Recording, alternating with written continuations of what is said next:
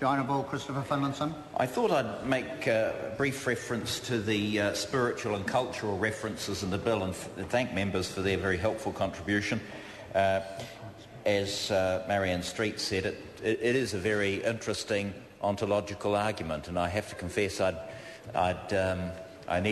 was looking up the etymology of that word, and Mrs. Chadwick must have pimped on me to Marianne Street because she came along and she said to me, "Don't you know the meaning of ontology?" But anyway, I think that there are a number of points that have been made, but I just want to refer Mr. Garrett to Clause 8 of the bill, which says the Crown recognises the statement of significance of the Waikato River to Waikato-Tainui as stated in the section, and it's set out. So the inclusion of these references was made at the request of Waikato-Tainui, who wished to articulate their relationship with the river in their own words. And those references are carefully defined so that the potential confusion which has been suggested by him and his colleagues, I don't believe, is going to occur. And I can recall a couple of years ago actually making a speech that wasn't as intense as Mr. Garrett's contribution, but it was critical.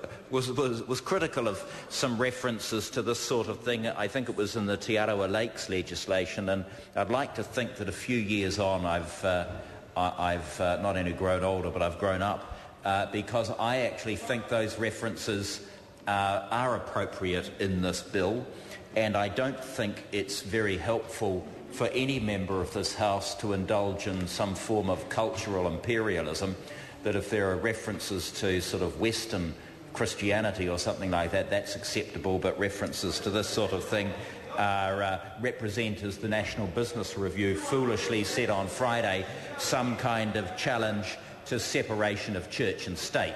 It's nothing of the sort. It's not a challenge to the separation of church and state.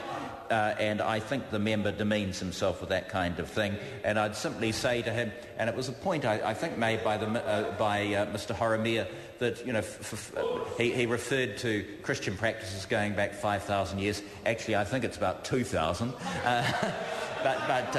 But maybe he has a greater insight to these things than I do. But I mean, it's very easy to diminish Seder dinners and masses and things like that.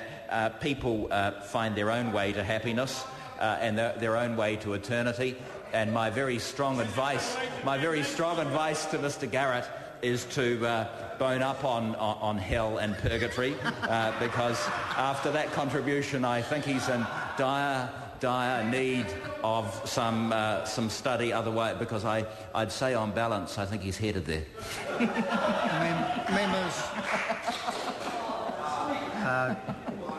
John Buscowan. Thank you, Mr. Chair.